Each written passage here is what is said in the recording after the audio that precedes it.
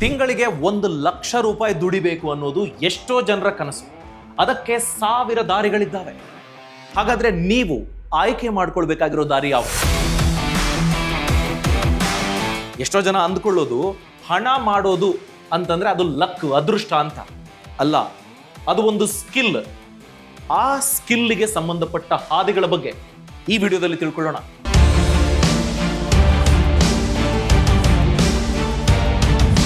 ಸಮಸ್ಯೆ ಏನು ಗೊತ್ತಾ? ನಾವು ಬರೀ ಆಲೋಚನೆ ಮಾಡ್ತೀವಿ.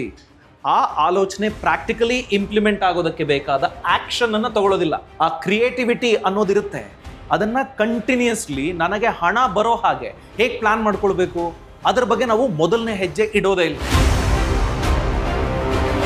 ಆ ಪ್ರಾಬ್ಲಮ್ಮಿಗೆ ಸರಳ ಸೊಲ್ಯೂಷನ್ ಅನ್ನ ನಾನು ಈ ವಿಡಿಯೋದಲ್ಲಿ ತಿಳಿಸ್ಕೊಡ್ತೀನಿ. ಇವೆಲ್ಲವೂ ಪ್ರಾಕ್ಟಿಕಲಿ ಪ್ರೂವನ್. ನಿಜ ಜೀವನದಲ್ಲಿ ಇಂಥ ಹಾದಿಗಳನ್ನು ಬಳಸ್ಕೊಂಡು ದುಡ್ಡು ಮಾಡಿರೋರಿದ್ದಾರೆ, ಬಿಸ್ನೆಸ್ಗಳು ಕಟ್ಟಿರೋರಿದ್ದಾರೆ. ಆ ಪ್ರಾಕ್ಟಿಕಲ್ ಲೆಸನ್ಸ್ ಅನ್ನ ಈ ವಿಡಿಯೋದಲ್ಲಿ ತಿಳ್ಕೊಳ್ಳೋಣ. ನಮಸ್ಕಾರ, ನಾನು ಅಭಿಷೇಕ್ ರಾಮಪ್ಪ.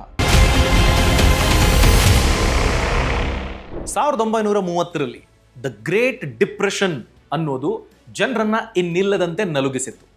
ಆ ಸಂದರ್ಭದಲ್ಲಿ FC ಮಿನಾಕರ್ ಇವರು 1000 ways to make $1,000 ಅನ್ನೋ ಒಂದು ಪುಸ್ತಕನ ಬರೆದ್ರು. ಈ ಪುಸ್ತಕನ ಬರೆದ ಕಾಲ ಹೇಗಿತ್ತು ಅಂದ್ರೆ ಟೋಟಲ್ ಕ್ರೈಸಿಸ್. ಏನು ಉತ್ಪತ್ತಿ ಆಗ್ತಾ ಇಲ್ಲ, ಕೆಲಸ ಸಿಗ್ತಿಲ್ಲ, ಸಂಬಳ ಇಲ್ಲದೆ ತಿನ್ನೋದಕ್ಕೂ ಕಷ್ಟಪಡೋ ಪರಿಸ್ಥಿತಿ. ಅಂಥ ಟೈಮ್ನಲ್ಲಿ, ಗ್ರೇಟ್ ಡಿಪ್ರೆಷನ್ ಟೈಮಲ್ಲಿ ಅವರು ಈ ಪುಸ್ತಕನ ಬರೆದ್ರು. ಇದರಲ್ಲಿ ಏನಿದೆ? 1000 ದಾರಿಗಳು. ಏನರ ಬಗ್ಗೆ?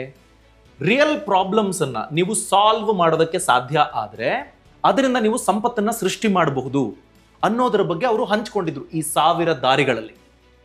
ಸೊ ಅಂಥ 1000 ದಾರಿಗಳಲ್ಲಿ ನಮ್ಮ ರಾಜ್ಯ, ದೇಶ ಅಂತ ನೋಡಿಕೊಂಡಾಗ 6 ಇಂಪಾರ್ಟೆಂಟ್ ಟೆಕ್ನಿಕ್ಗಳ ಬಗ್ಗೆ ನಾವು ಡಿಸ್ಕಸ್ ಮಾಡೋಣ. 1000 ದಾರಿಗಳನ್ನು ಇವತ್ತು ಮಾತಾಡ್ತೀವ? ಅಷ್ಟು ಟೈಮ್ ಇದೆಯಾ? ಆಗಲ್ಲ. ಆ ಕಾರಣಕ್ಕೆ ಈ 6 ವಿಷಯಗಳ ಬಗ್ಗೆ ಇವತ್ತು ತಿಳ್ಕೊಳ್ಳೋಣ. 1930ರಲ್ಲಿ ಬರೆದಿದ್ದಲ್ವಾ, 96 ವರ್ಷಗಳ ಹಿಂದೆ. 96 ವರ್ಷಗಳ ನಂತರ ಇದು ನಮಗೆ ಅಪ್ಲಿಕೇಬಲ್ ಇರುತ್ತಾ? ಪ್ರಸ್ತುತನ ಇದು? ಖಂಡಿತ ಪ್ರಸ್ತುತ. ಅದಕ್ಕೆ ನಾವು ವಿಡಿಯೋ ಮಾಡ್ತಾ ಇದ್ದೀವಿ. ಸೊ ಲಕ್ಷ ದುಡಿಯೋದರ ಹಾದಿಗಳು ಅಂತ ನೋಡಿಕೊಂಡಾಗ ಮೊದಲನೇ ಹಾದಿ, ನಮ್ಮ ದುಡಿಮೆಯ ಕನಸನ್ನ ಸಾಕಾರಗೊಳಿಸುವ ಮೊದಲನೇ ಹಾದಿ ಏನಪ್ಪಾ ಅಂದ್ರೆ, ಪ್ರತಿ ಸಮಸ್ಯೆ, ಪ್ರಾಬ್ಲಮ್ ಅನ್ನೋದೇನಿದೆ ಅದು ಒಂದು ಬಿಸ್ನೆಸ್ ಆಪರ್ಚುನಿಟಿ. ನಾನು ಅದನ್ನ ಸಾಲ್ವ್ ಮಾಡೋದಕ್ಕೆ ಟ್ರೈ ಮಾಡ್ತೀನಾ ಇಲ್ವಾ ಅನ್ನೋದ್ರ ಮೇಲೆ ನೀವು ದುಡ್ಡು ಮಾಡ್ತಿರೋ ಅಥವಾ ಹೀಗೆ ಕೂತಿರ್ತಿರೋ ಅನ್ನೋದು ಡಿಸೈಡ್ ಆಗುತ್ತೆ. ಯಾಕೆ ಗೊತ್ತಾ? ತುಂಬ ಜನಕ್ಕೆ ಕಂಪ್ಲೇನಿಂಗ್ನಲ್ಲಿ ಭಾರಿ ಖುಷಿ ಇದೆ. ಸರ್ಕಾರ ಹಂಗಿದೆ, ನಮ್ಮ ವ್ಯವಸ್ಥೆ ಹಿಂಗಿದೆ, ನಾನು ಅಷ್ಟು ಕಷ್ಟಪಟ್ಟು ಓದಿದೆ, ಆದರೂ ಈ ವ್ಯವಸ್ಥೆ ಕಾರಣಕ್ಕಾಗಿ ನಾನು ದುಡ್ಡು ಮಾಡೋದಕ್ಕಾಗ್ತಾ ಇಲ್ಲ, ನಾನು ಬಡವನಾಗಿ ಇರೋದಕ್ಕೆ ಇನ್ನೊಬ್ರು ಯಾರೋ ಕಾರಣ ಅಂತ ದೂಷಿಸ್ತಾನೆ ಇರ್ತೀವಿ. ಇದರಿಂದ ಏನು ಉಪಯೋಗ ಆಗೋದಿಲ್ಲ. ಕಂಪ್ಲೇನ್ ಮಾಡ್ತಾನೆ ಸಂಪತ್ತನ್ನು ಸೃಷ್ಟಿಸೋರು ಯಾರಾದರೂ ನಿಮಗೆ ಗೊತ್ತಿದ್ರೆ ಅದ್ರ ಬಗ್ಗೆ ಒಂದು ಕಮೆಂಟ್ ಮಾಡಿಬಿಡಿ, ಅದ್ರ ಬಗ್ಗೆ ನಾವು ತಿಳ್ಕೊಳ್ತೀವಿ. ಸೊ ಕಂಪ್ಲೇನಿಂಗ್ ಅನ್ನೋದು ನಿಮಗೆ ಸ್ವಲ್ಪ ಆತ್ಮತೃಪ್ತಿಯನ್ನು ಕೊಡಬಹುದು, ಬಿಟ್ರೆ ನನ್ನ ಪರಿಸ್ಥಿತಿಗೆ ಇದಪ್ಪ ಕಾರಣ ಅಂತ ವಿಕ್ಟಿಮ್ ಕಾರ್ಡ್ ಪ್ಲೇ ಮಾಡೋದು ಅಂತಾರಲ್ಲ, ಅದರಲ್ಲಿ ಏನಾದರೂ ಉಪಯೋಗ ಆಗ್ಬೋದು, ಬಿಟ್ರೆ ಇನ್ನೇನು ಉಪಯೋಗ ಇಲ್ಲ. ಈ ಆಂಟ್ರಪ್ರನ್ಯೂರ್ಸ್ ಯಾರಿದ್ದಾರೆ ಅವರು ಕಂಪ್ಲೈನರ್ಸ್ ತರ ಯೋಚನೆ ಮಾಡೋದಿಲ್ಲ. ಅವರು ಬಿಸ್ನೆಸ್ ಆಪರ್ಚುನಿಟಿ ಅಂತ ನೋಡ್ತಾರೆ ಪ್ರತಿ ಸಮಸ್ಯೆನಲ್ಲೂ. ಏನದು? ಈಗ ಯಾವುದೋ ಒಂದು ಪ್ರಾಬ್ಲಮ್ ಇದೆ, ಆ ಪ್ರಾಬ್ಲಮ್ನ ನಾನು ಸಾಲ್ವ್ ಮಾಡೋದಕ್ಕಾಗತ್ತಾ? ಸಾಲ್ವ್ ಮಾಡಿದ್ರೆ ಜನ ಅದಕ್ಕೆ ದುಡ್ಡು ಕೊಡ್ತಾರಾ? ಇದು ತುಂಬಾ ಮುಖ್ಯ. ಜನರು ತಮ್ಮ ಜೇಬಿಂದ ಹಣ ಕೊಡದ ಸಮಸ್ಯೆ ಬಗ್ಗೆ ನೀವು ಯೋಚನೆ ಕೂಡ ಮಾಡಬೇಡಿ. ಇಲ್ಲಿ ನೋಡಿ, ನಿಮ್ಮ ಸುತ್ತಮುತ್ತ ನೀವೊಂದು ಅಪಾರ್ಟ್ಮೆಂಟ್ನಲ್ಲಿ ಇದ್ದೀರಿ ಅಂದ್ಕೊಳ್ಳಿ, ಸೀನಿಯರ್ ಸಿಟಿಸನ್ಸ್ ಇದ್ದಾರೆ, ಅವರಿಗೆ ಟೆಕ್ನಿಕಲ್ ವಿಚಾರಗಳ ಬಗ್ಗೆ ಸಮಸ್ಯೆ ಇರ್ಬೋದು. ಅಪಾರ್ಟ್ಮೆಂಟ್ ಅಂತಾನೆ ಅಲ್ಲ, ನಿಮ್ಮ ಬೀದಿನಲ್ಲಿ ಇರುವಂಥವ್ರು. ಒಂದು ವೇಳೆ ಅವರ ಜೊತೆ ಅವರ ಮಕ್ಕಳು ಇರ್ತಾ ಇಲ್ಲ, ಈ ಸೀನಿಯರ್ ಸಿಟಿಸನ್ಸ್ ಮಾತ್ರ ಇರ್ತಾರೆ ಅಂತಂದ್ರೆ ಸ್ಮಾರ್ಟ್ ಫೋನನ್ನು ಬಳಸೋದು ಒಂದು ದೊಡ್ಡ ಸಮಸ್ಯೆ ಅವರಿಗೆ. UPI ಟ್ರಾನ್ಸಾಕ್ಷನ್ ಮಾಡೋದು ಸಹ ಕಲಿತಾ ಇದ್ದಾರೆ. ಮೇ ಬಿ ಸಮಸ್ಯೆ ಆಗ್ಬಿಡ್ಬಹುದು, ಜಾಸ್ತಿ ಕಳಿಸ್ಬಿಟ್ನಾ, ಇನ್ಯಾರಿಗೂ ಕಳಿಸ್ಬಿಟ್ನಾ, ಏನೋ ಸ್ಕ್ಯಾಮ್ ಆಯಿತು, ಯಾವುದೋ ಲಿಂಕ್ ಒತ್ತದೆ, ಈ ಥರದ ಸಮಸ್ಯೆಗಳನ್ನು ಫೇಸ್ ಮಾಡ್ತಾ ಇರ್ತಾರೆ. ಅಂಥವರಿಗೆ ನೀವು ನಾನು ಕಲಿಸ್ಕೊಡ್ತೀನಿ, ಒಂದು ಇಡೀ ತಿಂಗಳು ನಾನು ನಿಮಗೆ ಕಲಿಸ್ಕೊಡ್ತೀನಿ, ಇಂತಿಷ್ಟು ಅಂತ ಪೇ ಮಾಡಬಹುದಾ? ಆ ಥರ ನೀವು ಚಾರ್ಜ್ ಮಾಡೋದಕ್ಕೆ ಸಾಧ್ಯ ಆದರೆ, ಯಾವುದೇ ಬಂಡವಾಳ ಇಲ್ಲದೆ ನೀವು ಪ್ರತಿ ದಿನ ಮಾಡುವ ಈ ಸ್ಮಾರ್ಟ್ಫೋನ್ ವಿಡಿಯೋ ಕಾಲ್ ಮಾಡೋದು ಹೆಂಗೆ ಅಂತ ಹೇಳ್ಕೊಡೋದು, UPI ಟ್ರಾನ್ಸಾಕ್ಷನ್ ಮಾಡೋದು ಹೆಂಗೆ ಅಂತ ಹೇಳ್ಕೊಡೋದು, ಇಂಥದ್ದು 500 ಅಲ್ಲದೆ ಬರೀ 200 ರೂಪಾಯಿ ಕೊಡ್ಲಿ, 10 ಜನ ಹಂಗೆ ಕೊಟ್ರೆ 2,000 ರೂಪಾಯಿ ಆಗುತ್ತೆ. ಇದಕ್ಕೆ ನೀವು ಮಾಡಿದ ಹೂಡಿಕೆ ಏನು? 2 ಗಂಟೆ ನಿಮ್ಮ ಸಮಯ ಅಷ್ಟೇ. ಅದನ್ನ ಬಿಟ್ಟು ನೀವು ಇನ್ನೇನು ಎಕ್ಸ್ಟ್ರಾ ಬಂಡವಾಳ ಅಂತೇನೂ ಹಾಕಿಲ್ಲ. ರಿಯಲ್ ಲೈಫಲ್ಲಿ ಇದೇ ಥರದ ಒಂದು ಪ್ರಾಬ್ಲಮ್ಗೆ ಸೊಲ್ಯೂಷನ್ ಹುಡುಕಿದ ವ್ಯಕ್ತಿ 800 ಕೋಟಿ ರೂಪಾಯಿಗೆ ಕಂಪ್ನಿನ ಮಾರಿದ್ರು. ರೆಡ್ ಬಸ್ ಅನ್ನೋ ಸಂಸ್ಥೆ. ಇದು ಸ್ಟಾರ್ಟ್ ಆಗಿದ್ದು ಹೇಗೆ ನೋಡಿ, 2005ರಲ್ಲಿ ಫಣೀಂದ್ರ ಸಾಮಾ ಅನ್ನೋ ವ್ಯಕ್ತಿ ದೀಪಾವಳಿಗೆ ಊರಿಗೆ ಹೋಗ್ಬೇಕಾಗಿತ್ತು. ಬಸ್ ಟಿಕೆಟ್ ಬುಕ್ ಮಾಡೋದಕ್ಕೆ ಟ್ರೈ ಮಾಡಿದ್ರು. ಎಷ್ಟು ಜನ ಬ್ರೋಕರ್ಗಳ ಹತ್ರ ಹೋದ್ರು ಬಸ್ ಟಿಕೆಟ್ ಸಿಗಲಿಲ್ಲ. ದುಡ್ಡು ಕೊಡೋದಕ್ಕೆ ರೆಡಿ ಇದ್ದಾರೆ, ಎಕ್ಸ್ಟ್ರಾ ದುಡ್ಡಾದ್ರೂ ಪರವಾಗಿಲ್ಲ ಅಂತಿದ್ದಾರೆ, ಆದರೆ ಬಸ್ ಟಿಕೆಟ್ ಸಿಗ್ತಾ ಇಲ್ಲ. ಈ ಆಫ್ಲೈನ್ ಬಸ್ ಟಿಕೆಟ್ ಬುಕಿಂಗ್ ಅನ್ನೋದಿದೆಯಲ್ಲ, ಅಂದರೆ ಹೋಗಿ ಕ್ಯೂ ನಿಂತ್ಕೊಂಡು ಅಲ್ಲಿ ಟಿಕೆಟ್ ತಗೊಂಡು ಬಸ್ಗಳನ್ನು ಹುಡುಕಿ ಹತ್ತೋದು, ಈ ಸಮಸ್ಯೆ ಅವ್ರಿಗೆ ಕಾಡ್ತಾ ಇತ್ತಲ್ಲ. ಈ ಆಫ್ಲೈನ್ ಬದಲಿಗೆ ಆನ್ಲೈನ್ ಮಾಡಿದ್ರೆ ಹೇಗೆ ಅಂತ ಆಲೋಚನೆ ಮಾಡಿದ್ರು. ಊರಿಗೆ ಹೋಗಕ್ಕೆ ಬಸ್ಸಿಗೆ ಟಿಕೆಟ್ ಸಿಗದೆ ಇರೋದು ಎಷ್ಟೋ ಜನರ ಸಮಸ್ಯೆ. ಬಟ್ ಫಣೀಂದ್ರ ಸಾಮಾ ಹಾಗೂ ಅವರ ಫ್ರೆಂಡ್ಸ್ ಅದಕ್ಕೊಂದು ಸೊಲ್ಯೂಷನ್ ಅನ್ನ ಕಂಡಿಡಿದ್ರು. ಅವರು ರೆಡ್ ಬಸ್ ಅನ್ನೋ ಆನ್ಲೈನ್ ಬಸ್ ಟಿಕೆಟ್ ಬುಕಿಂಗ್ ಆ ಆಪ್ ಅನ್ನ ಕಂಡಿಡಿದ್ರು. 5 ಲಕ್ಷ ರೂಪಾಯಿ ಇನ್ವೆಸ್ಟ್ ಮಾಡಿದವರು 2005ರಲ್ಲಿ. 8 ವರ್ಷಗಳ ಬಳಿಕ ಈ 5 ಲಕ್ಷ ಹಾಕಿ ಕಟ್ಟಿದ ಕಂಪನಿ 800 ಕೋಟಿಗೆ ಮೇಕ್ ಮೈ ಟ್ರಿಪ್ ಅನ್ನೋ ಕಂಪನಿ ಕೊಂಡುಕೊಳ್ತು. ಸೊ ಇಲ್ಲಿ ನಾವು ಕಲಿತ ಪಾಠ ಏನು? ಪ್ರತಿನಿತ್ಯದ ಯಾವುದೋ ಒಂದು ಸಮಸ್ಯೆಗೆ ನೀವು ಪರಿಹಾರವನ್ನು ಕಂಡುಹಿಡಿದಿದ್ದೆ ಆದರೆ, ಎಷ್ಟೋ ಜನ ಆ ಸಮಸ್ಯೆನ ಫೇಸ್ ಮಾಡ್ತಿದ್ದಾರೆ ಅನ್ನೋದಾದ್ರೆ ಖಂಡಿತ ಅದರ ಲಾಭ ಪಡ್ಕೊಳ್ತಾರೆ. ಅದು ಒಂದು ಮಲ್ಟಿ ಕ್ರೋರ್ ಬಿಸ್ನೆಸ್ ಆಗೋದಕ್ಕೆ ಅವಕಾಶ ಇರುತ್ತೆ. ನೀವು ರೆಡ್ ಬಸ್ ತರದೊಂದು ಸಂಸ್ಥೆ ಸ್ಟಾರ್ಟ್ ಮಾಡಿ ಅಂತ ಹೇಳ್ತಿಲ್ಲ. ನಿಮ್ಮ ಸುತ್ತ ಇರೋ ಯಾವ ಪ್ರಾಬ್ಲಮ್ಗೆ ನೀವು ಸೊಲ್ಯೂಷನ್ ಕೊಡೋದಕ್ಕೆ ಅರ್ಹತೆ ಇದೆ ಅದನ್ನ ಚೆಕ್ ಮಾಡಿ. ಗೊತ್ತಿದ್ರೆ ಕಮೆಂಟ್ ಕೂಡ ಮಾಡಿ. ಈಗ ಎರಡನೇದು, ಸೆಲ್ ಫಸ್ಟ್ ಬಿಲ್ಡ್ ಲೇಟರ್. ಅಂದ್ರೆ ನೀವು ಮೊದಲು ಮಾರಾಟ ಮಾಡಬೇಕು, ಅದಾದ್ಮೇಲೆ ಪ್ರಾಡಕ್ಟ್ ಅನ್ನ ಅಥವಾ ಸರ್ವಿಸ್ ಅನ್ನ ಬಿಲ್ಡ್ ಮಾಡಬೇಕು ಅಂತ. ಇದು ಹೆಂಗ್ ಸಾಧ್ಯ ಅಂತ ನಿಮ್ಗೆ ಅನ್ಸ್ಬೋದು, ಇದೇನೋ ಮಿಸ್ಟೇಕ್ ಇರಬೇಕು ಅಂತ. ಹಂಗೇನಿಲ್ಲ. ನೀವು ಮಾರ್ಕೆಟ್ ಅನ್ನ ಫಸ್ಟ್ ಚೆಕ್ ಮಾಡಬೇಕಾಗತ್ತೆ. ತುಂಬಾ ಜನಕ್ಕೆ ಬಿಸ್ನೆಸ್ ಅಥವಾ ದುಡ್ಡು ಮಾಡೋ ಆಸಕ್ತಿ ಇರುವಂತಹ ವ್ಯಕ್ತಿಗಳು ಏನೂ ಗೊತ್ತಿಲ್ಲದೆ ಬಂಡವಾಳ ಹಾಕ್ಬಿಡ್ತಾರೆ, ಕ್ಯಾಪಿಟಲ್. ಅದು ರಾಂಗ್. ಯಾಕೆಂದ್ರೆ ನೀವು ತಯಾರು ಮಾಡುವಂತಹ ಸರ್ವಿಸೋ ಪ್ರಾಡಕ್ಟ್ನೋ ತಗೊಳ್ಳೋದಕ್ಕೆ ಜನಕ್ಕೆ ಇಷ್ಟ ಇದೆಯಾ ಇಲ್ವಾ ಅನ್ನೋದನ್ನ ತಿಳ್ಕೊಳ್ಬೇಕಾಗತ್ತೆ. ಅದಕ್ಕೇನೆ ಮೊದಲು ಮಾರ್ಕೆಟ್ನಲ್ಲಿ ನೀವು ಯೋಚನೆ ಮಾಡ್ತಿರೋ ಪ್ರಾಡಕ್ಟ್ಗೆ ಡಿಮಾಂಡ್ ಇದೆಯಾ ತಿಳ್ಕೊಳ್ಳಿ. ಅದಾದ ಮೇಲೆ ಆಫರ್ ಅನ್ನ ಸೆಲ್ ಮಾಡಿ, ಅದಾದ ನಂತರ ಪ್ರಾಡಕ್ಟ್ ಅನ್ನ ಬಿಲ್ಡ್ ಮಾಡಿ. ಹೀಗೆ ಮಾರ್ಕೆಟ್ ವ್ಯಾಲಿಡೇಷನ್ ಇಲ್ಲದೆ ದುಡ್ಡು ಹಾಕಿ ಕೈ ಸುಟ್ಕೊಳ್ಬೇಡಿ. ಫಾರ್ ಎಕ್ಸಾಂಪಲ್, ನೀವೊಂದು ಟಿಫಿನ್ ಸರ್ವಿಸ್ ಚಾಲ್ತಿ ಮಾಡಬೇಕು ಅಂತ ಅಂದ್ಕೊಂಡಿದ್ದೀರಿ. ನಿಮಗೆ ಅಡುಗೆ ಬಗ್ಗೆ ಭಾರಿ ಆಸಕ್ತಿ ಇದೆ. 10 ಜನ ಫ್ರೆಂಡ್ಸ್ ಅನ್ನ ಕೇಳೋದಕ್ಕೆ ಸಾಧ್ಯನಾ? ಒಂದು ವಾಟ್ಸ್ಆಪ್ ಸ್ಟೇಟಸ್ ಹಾಕಿ, ನಾನು ಹಿಂಗೆ ಮಾಡಬೇಕು ಅಂತ ಅಂದ್ಕೊಳ್ತಿದ್ದೀನಿ, ನನ್ನ ಏರಿಯಾ ಇದು, ಈ ಏರಿಯಾದ ಸುತ್ತಮುತ್ತ ಈ ಬೀದಿಗಳಲ್ಲಿ ಯಾರಾದರೂ ನಿಮಗೆ ಊಟ ಬೇಕು ಅನ್ನೋದಾದ್ರೆ ನಾನು ಈ ರೇಟಿಗೆ ಕೊಡೋದಕ್ಕೆ ರೆಡಿ ಇದ್ದೀನಿ, ತಗೋತೀರಾ ಅಂತ. ಯಾವ್ದಾದ್ರು ವಾಟ್ಸಪ್ ಗ್ರೂಪ್ ಇದ್ರೆ ಅದಕ್ಕೂ ನೀವು ಹಾಕಬಹುದು. ಅದಕ್ಕೆ ಯಾರಾದರೂ ರೆಸ್ಪಾಂಡ್ ಮಾಡಿ, ನೀವು 10 ಜನನ ಕೇಳಿ 5 ಜನ ಇಂಟ್ರೆಸ್ಟ್ ತೋರಿಸಿದ್ರೆ ನೀವು ಅದರ ಬಗ್ಗೆ ಆಲೋಚನೆ ಮಾಡಿ ಮುಂದುವರಿಬಹುದು. ಯಾರು ರೆಸ್ಪಾಂಡೇ ಮಾಡ್ತಿಲ್ಲ ಅಂತಂದ್ರೆ ಅದರ ಅವಶ್ಯಕತೆ ಇಲ್ಲ ಅಂತ ಅರ್ಥ. ಅವಶ್ಯಕತೆ ಇರೋದ್ರ ಬಗ್ಗೆ ನೀವು ಆಲೋಚನೆ ಮಾಡಬೇಕು ಅಂತ ಅರ್ಥ. ಈ ವಾಟ್ಸಪ್ ಅಲ್ಲಿ ಪೋಸ್ಟ್ ಮಾಡೋದು, ಒಂದು ಗ್ರೂಪ್ ಅಲ್ಲಿ ಹಾಕೋದು, ನಾನು ಈ ತರ ಒಂದು ಬಿಸ್ನೆಸ್ ಅನ್ನ ಪ್ಲಾನ್ ಮಾಡ್ತಿದ್ದೀನಿ ಅಂತ ಹೇಳ್ಕೊಳ್ಳೋದಕ್ಕೆ ತುಂಬಾ ಜನಕ್ಕೆ ಒಂದು ರೀತಿ ನಾಚಿಕೆ. ಆ ರೀತಿ ಆಗೋದು ಬೇಡ. ಆ ನಾಚಿಕೆ ಅಂತ ನೀವು ಆಲೋಚನೆ ಮಾಡಿದ್ರೆ ಫಸ್ಟ್ ಸ್ಟೆಪ್ ಇದೆಯಲ್ಲ, ಕೇಳೋದು ಜನರನ್ನ, ಆ ಸ್ಟೆಪ್ ಕೂಡ ನಾವು ಮಾಡೋದಿಲ್ಲ. ಅದು ತಪ್ಪು. ಈಗ ಪ್ರಾಕ್ಟಿಕಲಿ ಇಂಪ್ಲಿಮೆಂಟ್ ಆಗಿರುವಂತಹ ಅದೇ ಥರದ ಒಂದು ಬಿಸ್ನೆಸ್ ಮಾಡೆಲ್ ಅನ್ನು ಸ್ಟಡಿ ಮಾಡೋಣ. Airbnb ಬಗ್ಗೆ ನೀವು ಕೇಳೇ ಇರ್ತೀರಿ. 2008ರಲ್ಲಿ ಬ್ರಿಯಾನ್ ಚೆಸ್ಕಿ ಮತ್ತು ಜೋ ಗೆಬಿಯಾ ಇವರಿಬ್ರು ಫ್ರೆಂಡ್ಸು ಬಾಡಿಗೆ ಕಟ್ಟೋದಕ್ಕೂ ದುಡ್ಡಿರಲಿಲ್ಲ. ಅವ್ರ ರೂಮ್ನಲ್ಲಿ ಕೂತ್ಕೊಂಡಿದ್ರು. ಅವರಿದ್ದ ಜಾಗದಲ್ಲಿ ಒಂದು ಡಿಸೈನ್ ಕಾನ್ಫರೆನ್ಸ್ ನಡೀತಾ ಇತ್ತು.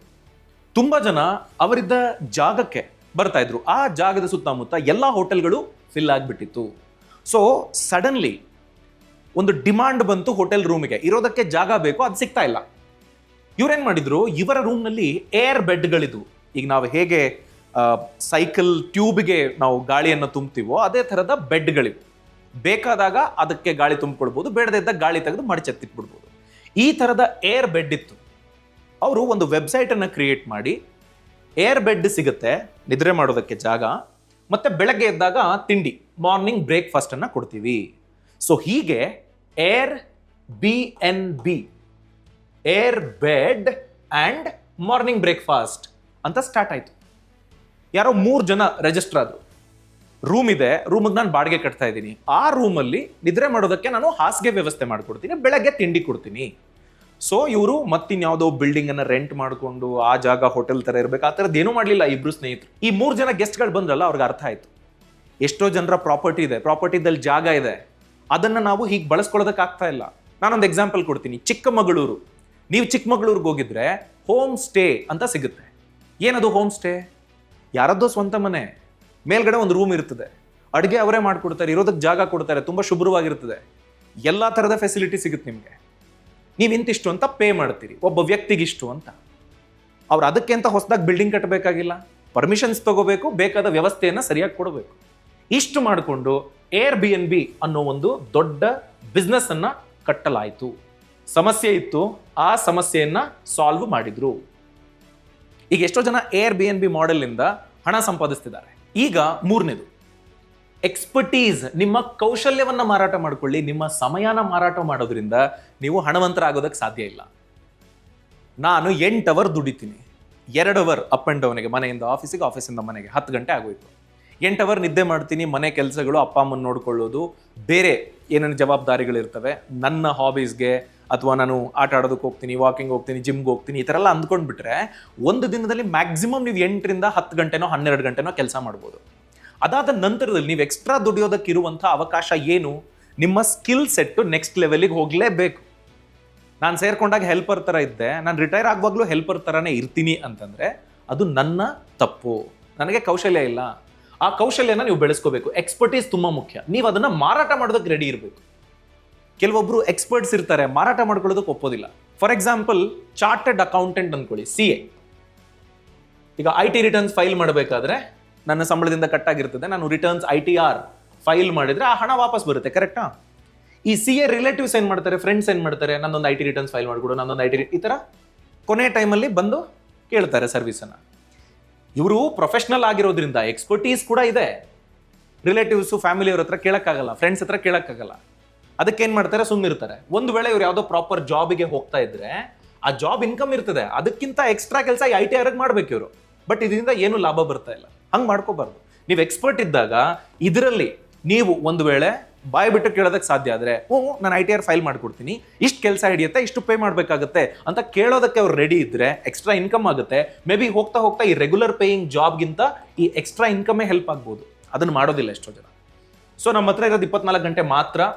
ನಿಮ್ಮ ಸ್ಕಿಲ್ಸ್ ಜಾಸ್ತಿ ಆಗಿಲ್ಲ ಅಂತಂದರೆ ನಿಮ್ಮ ಗಳಿಕೆ ಜಾಸ್ತಿ ಆಗೋದಕ್ಕೆ ಅವಕಾಶ ಇಲ್ಲ. ಸೊ ಯಾವ ಸ್ಕಿಲ್ನಲ್ಲಿ ನೀವು ನೆಕ್ಸ್ಟ್ ಲೆವೆಲ್ಗೆ ಹೋಗ್ಬೋದು? ನೀವು ಮಾಡ್ತಿರೋ ಕೆಲಸದಲ್ಲಿ ನೆಕ್ಸ್ಟ್ ಲೆವೆಲ್ಗೆ ಹೋಗೋದಕ್ಕೆ ನಿಮಗೆ ಸಾಧ್ಯನಾ? ಅದಕ್ಕೆ ಬೇಕಾಗಿರೋ ಸ್ಕಿಲ್ಲನ್ನು ಪಡ್ಕೊಳ್ಳೋದಕ್ಕೆ ಅದರ ಕೋಚಿಂಗಿಗೆ ಹೋಗೋದು ಅಥವಾ ಇನ್ಯಾವುದೋ ಟ್ರೈನಿಂಗ್ ತೊಗೊಳ್ಳೋದು, ಯಾವುದೋ ಕೋರ್ಸ್ ತೊಗೊಳ್ಳೋದು ಅದರಿಂದ ಹೆಲ್ಪ್ ಆಗುತ್ತೆ ಅಂದರೆ ಅದರ ಬಗ್ಗೆ ನೀವು ಪ್ಲಾನ್ ಮಾಡಬೇಕಾಗುತ್ತೆ. ಇಲ್ಲ ಅಂತಂದರೆ ನಿಮ್ಮ ಅರ್ನಿಂಗ್ಗೆ ಒಂದು ಲಿಮಿಟ್ ಅಂತ ಇರ್ತದೆ, ಟಾಪ್ ಸೀಲಿಂಗ್ ಅಂತ ಇರ್ತದೆ. ನಾನು ಒಂದು ಶಿಫ್ಟ್ ಮಾಡಿದ್ರೆ 15,000 ಸಿಗುತ್ತೆ ಅನ್ನೋದಾದ್ರೆ ಮ್ಯಾಕ್ಸಿಮಮ್ 2 ಶಿಫ್ಟ್ ಮಾಡಿದ್ರೆ ಮೇ ಬಿ 30,000ನೋ 32,000ನೋ ಅಲ್ಲಿಗೆ ಸ್ಟಕ್ ಆಗ್ಬಿಡ್ತೀರಿ. ಇದಕ್ಕೆ ಎಕ್ಸಾಂಪಲ್ ಅಂತ ನೋಡ್ಕೊಂಡ್ರೆ ನಾನು ಆಗಲೇ ಹೇಳಿದೆ, CA ಫಿನಾನ್ಷಿಯಲ್ ಅಡ್ವೈಸರಿ. ನೀವು ಪ್ರೊಫೆಷ್ನಲ್ಲು, ಆ ಪ್ರೊಫೆಷ್ನಲ್ ಏನು ಸ್ಕಿಲ್ ಇದೆ ಅದನ್ನು ನೀವು ಬಳಸ್ಕೊಳ್ಬೇಕಾಗತ್ತೆ, ಬಾಯ್ಬಿಟ್ಟು ಕೇಳಬೇಕಾಗತ್ತೆ. ಇಲ್ಲ ಅಂತಂದ್ರೆ ಏನೂ ಆಗೋದಿಲ್ಲ. ರಿಯಲ್ ಲೈಫ್ ಎಕ್ಸಾಂಪಲ್ ಅಂದ್ಕೊಂಡ್ರೆ ನೋಡಿ, ಕುನಾಲ್ ಶಾ ಫ್ರೀ ಚಾರ್ಜ್ ಮತ್ತೆ ಕ್ರೆಡ್ ಅನ್ನೋ 2 ಕಂಪನಿನ ಕಟ್ಟಿದ್ದಾರೆ. ಇವ್ರೇನ್ ಮಾಡಿದ್ರು ಅಂತಂದ್ರೆ ಕಸ್ಟಮರ್ ಬಿಹೇವಿಯರ್ ಏನಿರ್ತದೆ, ಈಗ ನಾವು ಗ್ರಾಹಕರೇನಿರ್ತೀವಿ, ನಮ್ಮ ಬಿಹೇವಿಯರ್ ಅನ್ನ ಅರ್ಥ ಮಾಡಿಕೊಂಡು ಅದರ ಸುತ್ತ ಒಂದು ಬಿಸ್ನೆಸ್ ಮಾಡೆಲ್ ಅನ್ನ ಬಿಲ್ಡ್ ಮಾಡಿದ್ರು. ಹೆಂಗೆ ಅಂತ ಹೇಳ್ತೀನಿ. ಮೊದಲನೇದು ಫ್ರೀ ಚಾರ್ಜ್. ಅವ್ರು ಕಟ್ಟಿದ ಕಂಪನಿ ಫ್ರೀ ಚಾರ್ಜ್.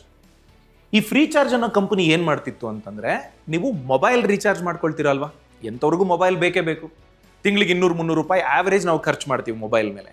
ಈ ಫ್ರೀ ಚಾರ್ಜ್ ಅನ್ನೋ ಕಂಪನಿ ಏನು ಮಾಡ್ತು ಅಂದರೆ, 100 ರೂಪಾಯಿ ನೀವು ರೀಚಾರ್ಜ್ ಮಾಡಿದ್ರೆ 100 ರೂಪಾಯಿ ಕೂಪನ್ ಕೊಡ್ತೀವಿ ಅಂತ ಸ್ಟಾರ್ಟ್ ಮಾಡಿದ್ರು. ಅವ್ರಿಗೇನು ಲಾಭ? 100 ರೂಪಾಯಿ ರೀಚಾರ್ಜ್ ಮಾಡಿದ್ರೆ 100 ರೂಪಾಯಿ ಕೂಪನ್ ಕೊಟ್ಟರೆ ಆ ಕೂಪನ್ಗೆ ಏನೋ ಒಂದು ಎಕ್ಸ್ಚೇಂಜ್ ಮಾಡ್ಕೋಬೇಕಲ್ಲ, ಅವ್ರಿಗೇನು ಲಾಭ?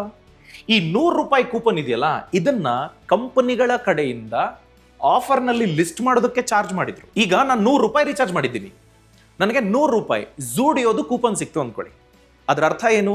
ನಾನು ಝೂಡಿಯೋಗೆ ಹೋಗಿ ವ್ಯಾಪಾರ ಮಾಡಿದ್ರೆ ಈ 100 ರೂಪಾಯಿ ನನಗೆ ಡಿಸ್ಕೌಂಟು ಅಥವಾ ಯಾವ್ದಾರ ಆಫರೋ, ಲಿಮಿಟೆಡ್ ಯಾವುದು ಮರ್ಚೆಂಡೀಸ್ ಇರ್ತದೆ, ಏನು ಬಟ್ಟೆಗಳಿರ್ತವೆ, ಅದ್ರ ಮೇಲೆ ನನಗೆ 100 ರೂಪಾಯಿ ಸೇವ್ ಆಗಬಹುದು.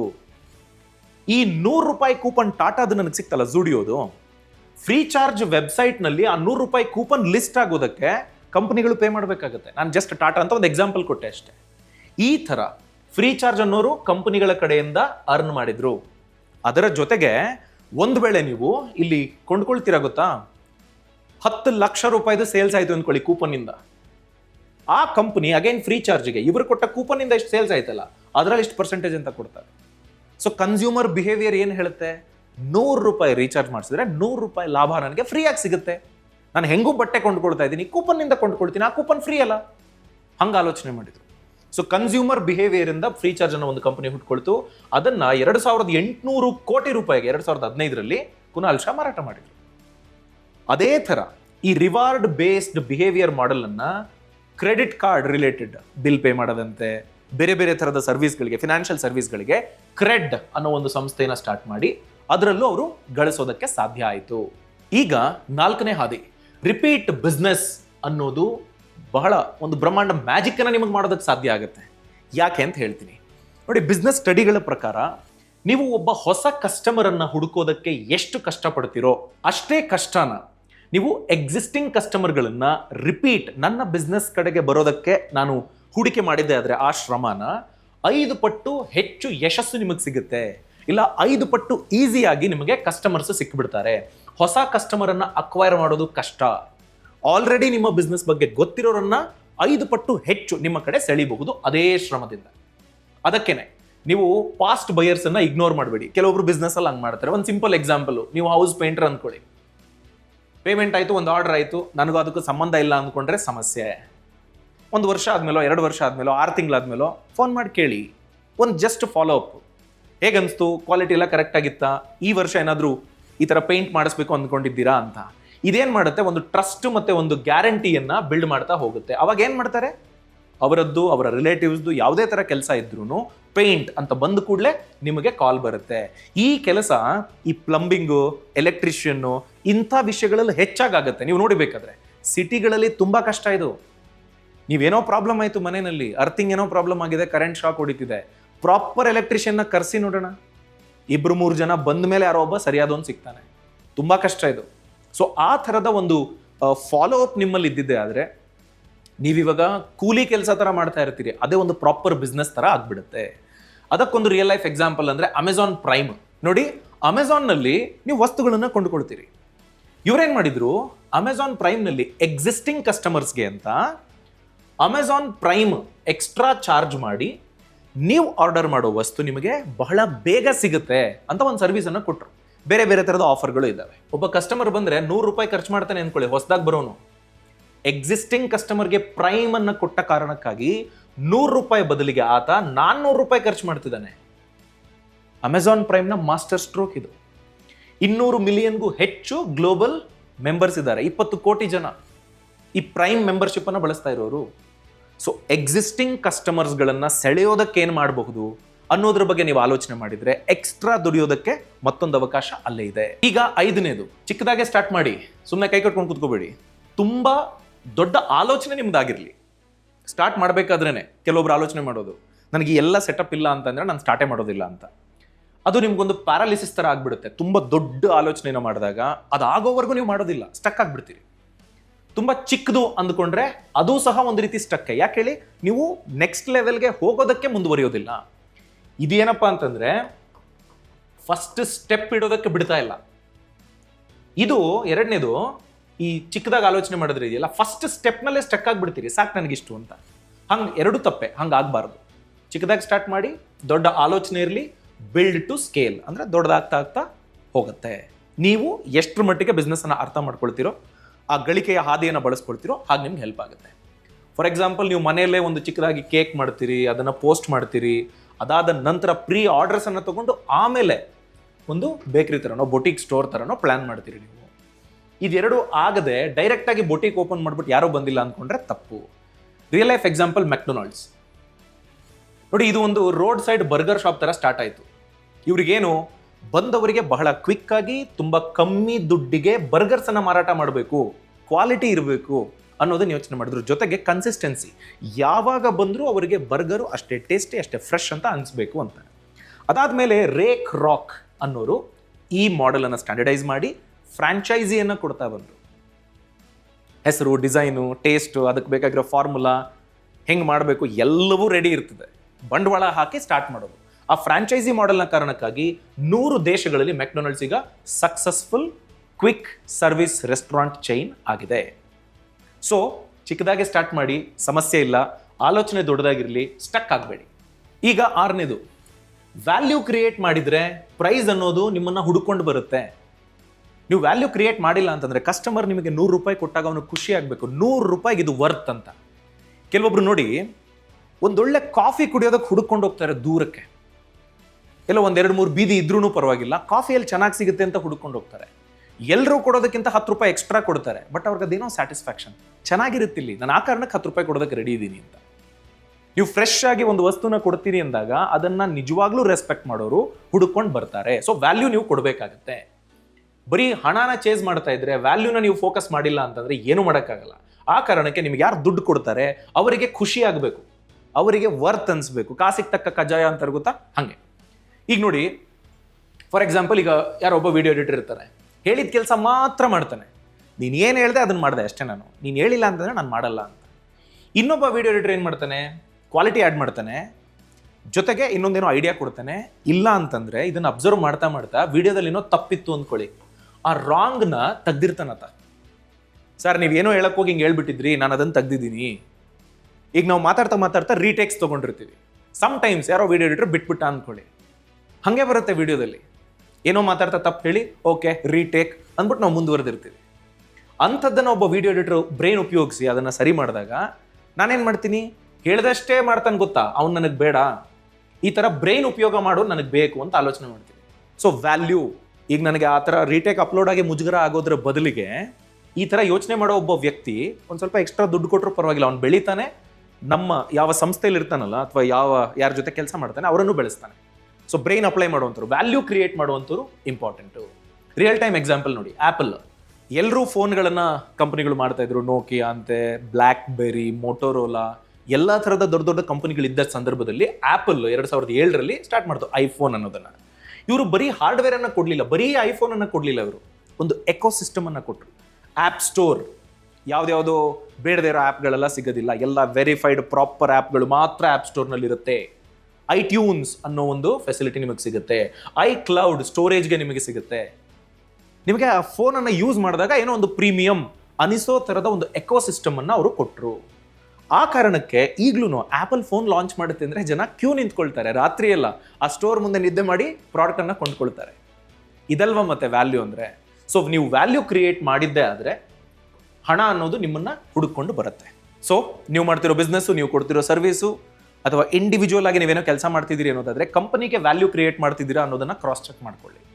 ಇದು ಬರೀ ಬಿಸ್ನೆಸ್ಗಳಿಗೆ ಮಾತ್ರ ಅಲ್ಲ, ಪ್ರತಿ ವ್ಯಕ್ತಿಯ ಹಂತದಲ್ಲಿ ಈ ಥರದ ವ್ಯಾಲ್ಯೂಗಳಿದ್ದಾಗ ಅದು ಬಿಸ್ನೆಸ್ನಲ್ಲಿ ರೆಪ್ಲಿಕೇಟ್ ಆಗುತ್ತೆ, ಅದು ಅಲ್ಲಿ ರೀಕ್ರಿಯೇಟ್ ಆಗ್ತಾ ಹೋಗುತ್ತೆ. ಸೊ ವ್ಯಾಲ್ಯೂ ಅನ್ನೋದ್ರ ಬಗ್ಗೆ ನಿಮ್ಮ ಆಲೋಚನೆಗಳಲ್ಲೂ ನೀವು ಫೋಕಸ್ ಮಾಡಿ. ಫೈನಲಿ, ಎಲ್ಲ ಪ್ರಾಬ್ಲಮ್ಮೂ ಒಂದು ದುಡಿಮೆಯ ಅವಕಾಶನೇ.